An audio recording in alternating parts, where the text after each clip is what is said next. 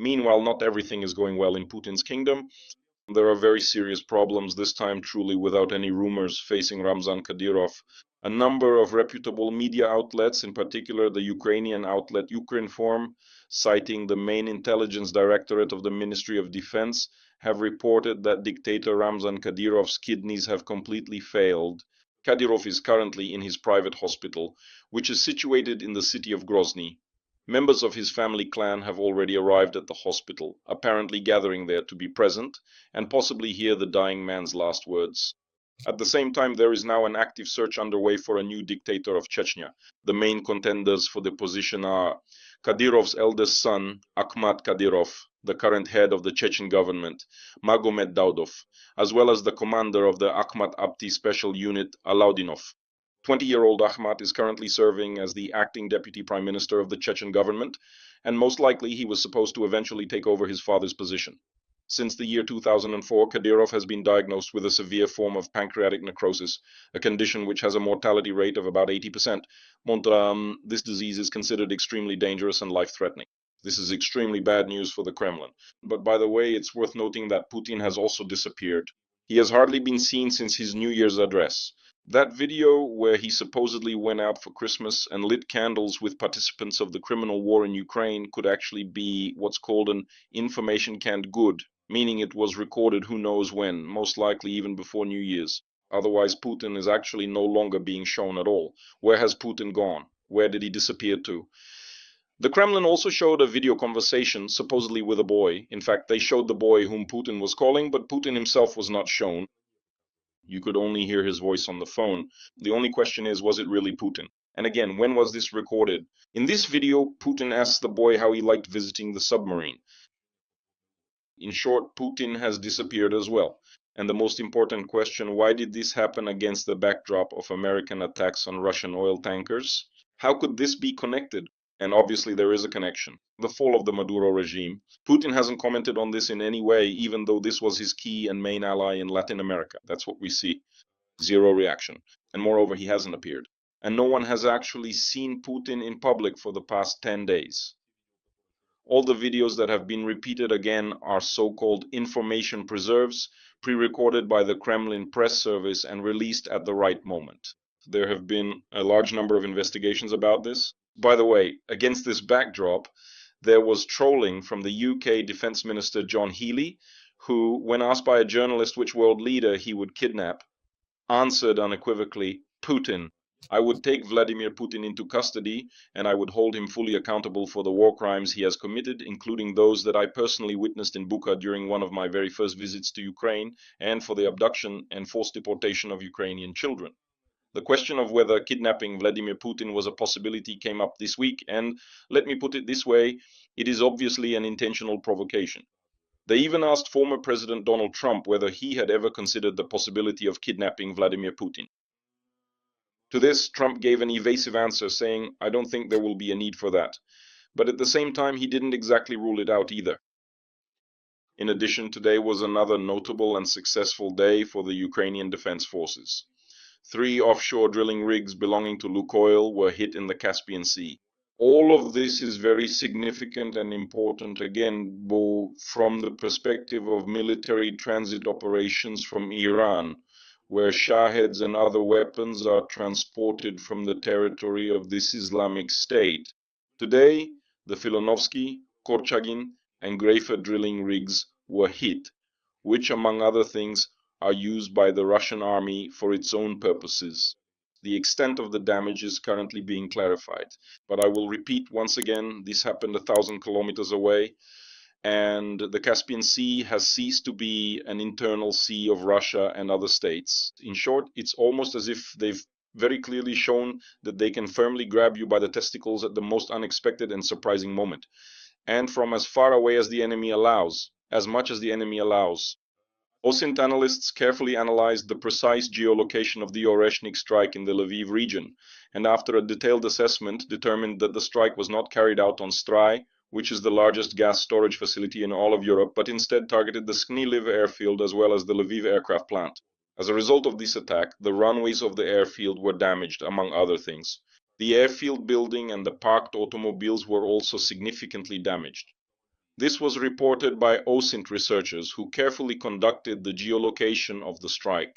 Well, basically everything is quite clear here. And finally, there is one more piece of news which is also very important in the context of Putin, who has disappeared, vanished without a trace, and it's still unclear exactly where this rat is currently hiding. On Russian TV, there is currently a complete and utter silence about the fact that the so-called special military operation has already lasted longer than the Great Patriotic War, as they call it. This is a Russian invention, of course. There was no such thing as the Great Patriotic War. There was World War II. But the Kremlin prefers to live by historical myths from the Soviet era.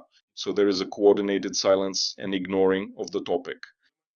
A number of Telegram channels are writing about this. Not a single Russian state-run federal television channel has officially reported that the so-called SMO has already lasted longer than the Great Patriotic War. In the news broadcasts on Channel 1, they primarily talked about targets and Russian strikes on infrastructure facilities in Ukraine. Rossiya 1 was showing supposed improvements in the positions of Russian occupiers at the front, the weather on the Baltic Sea, and bats, and the oldest carpet in the world. Well, that's a wonderful set of news stories. Nevertheless, the excess has already been recorded for 1,418 days. That's exactly how long the Russian military aggression has lasted. The so-called special military operation, which has long since ceased to be an SMO and has become a full-scale war. And the fact that it has now lasted as long as the so-called Great Patriotic War, of course, doesn't interest them, since this is a shameful topic, and once again, there's nothing to boast about. The results of the war are far from what the Kremlin and propagandists were counting on back in that now distant February of 2022. And very soon now, a sad and difficult date will arrive, the 4-year anniversary of the full-scale invasion. That will be in February, just a little over a month from now, and we will mark that date, mark this sad anniversary, and take a moment to reflect on everything that has happened since then.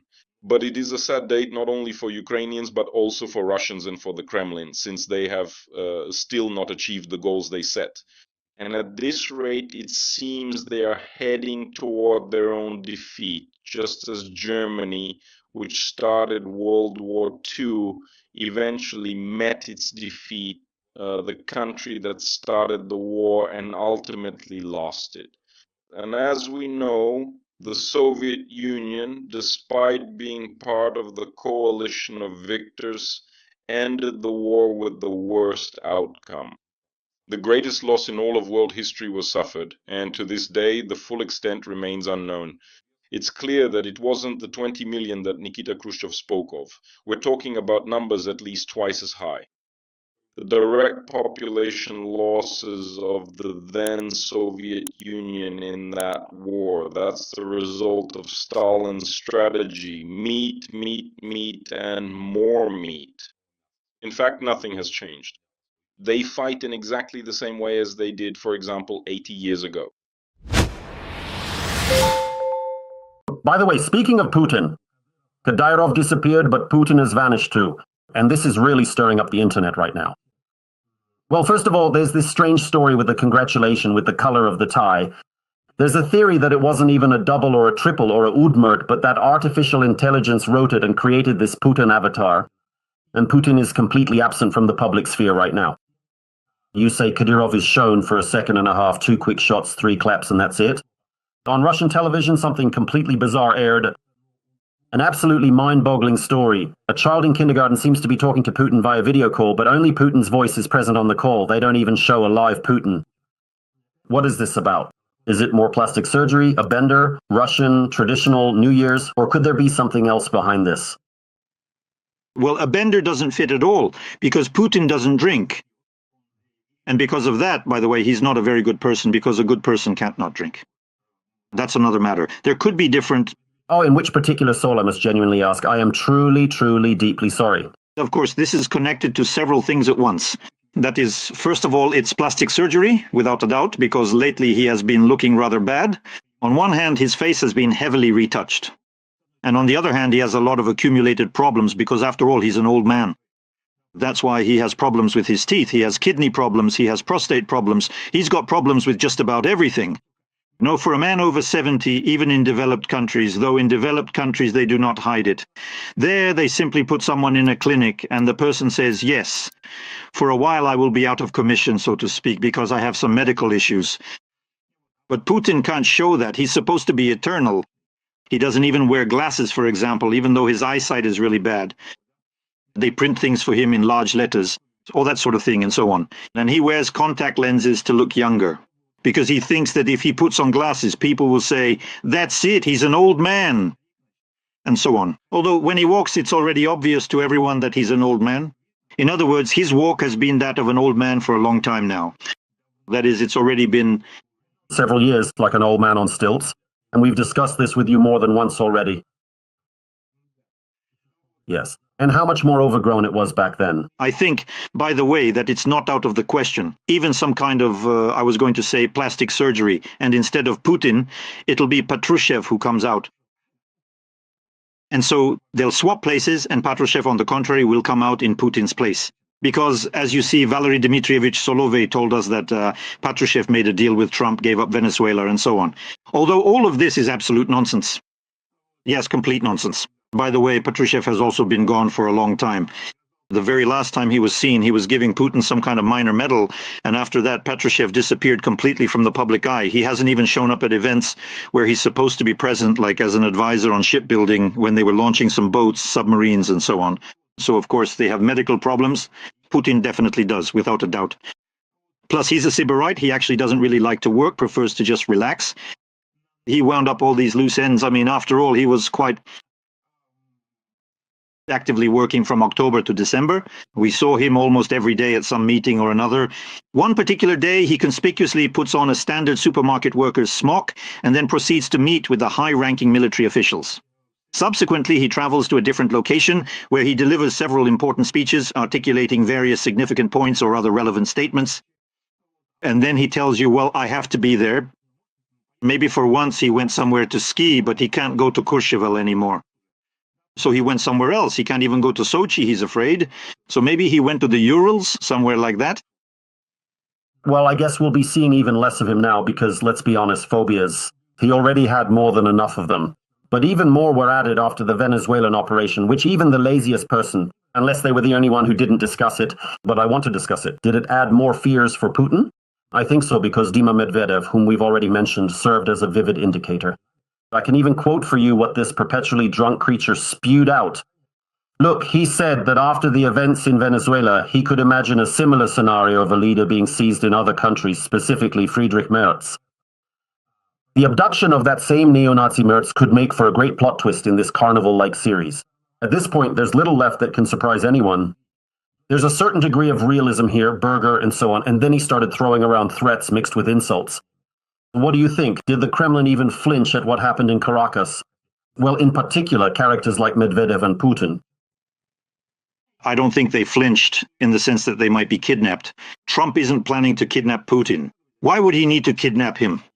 He can always be summoned to Washington. He'll always be ready to go anywhere Trump tells him to, just like he rushed to Alaska when Trump told him to. And besides, after all, Medvedev didn't just randomly write that nuclear weapons are a deterrent. He immediately wrote that this is something you can only allow yourself to do with countries that don't have nuclear weapons. As for states that have nuclear weapons, they don't fall under this category. These are the 5 permanent members of the Security Council. They have the privilege of veto power at Security Council meetings, but also the privilege of not being abducted by competitors. Here I really think they have nothing to fear. They're different. It was a blow because, you see, Valery Dmitrievich Solovey claims there was an agreement, but in reality there was no agreement at all. That's exactly the problem for Putin and his entire regime. Trump simply took Venezuela from them without giving them anything in return. In other words, he just took that piece away from them. And there is no agreement at all, like you let me do as I please in Venezuela, and I let you do as you please in Ukraine. No way, not even close. On the contrary, that's exactly what it's about. So they're in shock that Trump, such a bad guy, just took a juicy piece from them, and Venezuela is a huge prize. It has the largest proven oil reserves in the world. That's 300 or 305 billion barrels. Potentially that can be extracted. Plus next to Guyana, where the United States is already making their presence felt as much as they can. So Plus, Venezuela is a large country in Latin America, and above all in South America. It's a very symbolic thing because they killed Cubans there, and the Cubans howled about it. So they held a mourning here. They said, you see, we've been trampled on and so on. In other words, basically, Trump told them bluntly that you could be next. Though it's not interesting with you because there's nothing to take from you. Cuba is an absolutely impoverished country, which has been decaying for many decades because it used to just leech everything from the Soviet Union. And when the Soviet Union disappeared, well, Russia, by the way, Putin's Russia gives them very little. And Cuba itself used to be a real tourist gem. In other words, it basically has nothing else except its tourism potential. But in order to become a tourist paradise, you need to completely redevelop the entire coastline. But with Trump, they could have come to an agreement. You know, it's like when someone suggested the idea that America could take Gaza and turn it into the pearl of the Mediterranean, and so on and so forth. Kumba could have made a deal with America in exactly that way. That is, she could have said, we take back everything we said. Enough of this communism. We're becoming an American appendage. But we want to live, so to speak, in comfort, because this would simply be a paradise for American tourists. They would build a huge number of hotels here. It's all very close to America. It's convenient. It's nice. It's warm. It's beautiful. So basically, if you were to redevelop all of Cuba, it would be a huge, highly desirable piece of real estate. Just imagine how much could be made. If we're talking about gas, that's just a few square kilometers in the dozens. But Cuba is still a big island. Just imagine how much could be built there. There could be haciendas, 5-star hotels, 4-star hotels. There's almost nothing you couldn't build there. Because Cuba will never be able to do anything else. It will never work out. They don't know how to work. They don't want to work. And so basically they languish in their poverty, stuck in their sluggish communist ideology, because it has shown that in reality they can't accomplish anything, but at the same time they don't want to give up their principles either. That's why they prefer to live in poverty and beg. Somewhere, somehow, they still have some fairly strong ones left. Sometimes it's the intelligence services, because even Maduro was guarded by Cubans and his repressive apparatus was organized by them. The Cubans. So that's the story with Latin America. And Putin lost all of that because, in fact, 2 years ago, Patrushev made a special trip around Latin America. He went to Cuba, to Nicaragua, and to Venezuela. Basically, he traveled through Cuba and then to Nicaragua. And in Nicaragua, he gathered 5 countries that wanted to immediately align themselves with Russia. So you also have to add Bolivia, Peru, and maybe Bogota to that list. And basically, they claimed that the Russian Federation should control Latin America in defiance of America, in defiance of the United States of America. Under Trump, all of that fell apart. All of those. So Patrushev's wet dreams, well, Patrushev himself hasn't really been the main ideologue for a long time now. But those who remained after him, they still have those wet dreams. Because, by the way, Solovey himself was saying that Prigozhin didn't actually die, but is in fact in Venezuela, bathing his tired feet in wonderfully warm waters and leisurely drinking all sorts of delicious cocktails, including refreshing margaritas, with many beautiful and captivating women, Latin American women. But there really were very serious connections there, military ones. The Russian Navy would regularly dock there. At that time, they were supplying and selling weapons, some kind of weapons. And there was a huge amount of drug trafficking going through Venezuela, organized, among other things, with the help of the Russian Federation, which partly transported it to Africa and from Africa onto Europe and so on. So in reality, Russia lost a very significant piece, and that left them stunned. And it happened mainly because they simply lost it without getting anything in return. Putin, in fact, even before all this happened, if you pay attention here, Trump as well, after all, this operation was planned for December 25th. But on December 25th, Putin was still somewhere out there doing something. He was, appearing on TV. But as soon as he disappeared from TV, went underground somewhere. Well, roughly speaking, they called Trump and told him, that's it. The guy is under anesthesia. And he said, well, so shall we go ahead? Then we'll move the start of this operation to January so that Putin can't do anything, because God forbid, if he could somehow, well, I don't think he would have gone out there to storm any barricades or started saying something to Trump. But you see, on the other hand, he didn't even comment on it. He hasn't even made a statement anywhere in writing yet regarding the situation with Maduro. Vasily Bensi spoke on his behalf at the Security Council. He said that all of this is a violation of international law, which indeed is a violation of international law. There's no doubt about that. But it's another matter that Vasily Benzi himself should have been asked, where were you when Putin attacked Ukraine? Because that's just as much a violation of international law. And like, if you're for international law, then get out of Ukraine, return all the occupied territories, and then maybe we can talk with you about whether we will stand in solidarity with this same Maduro.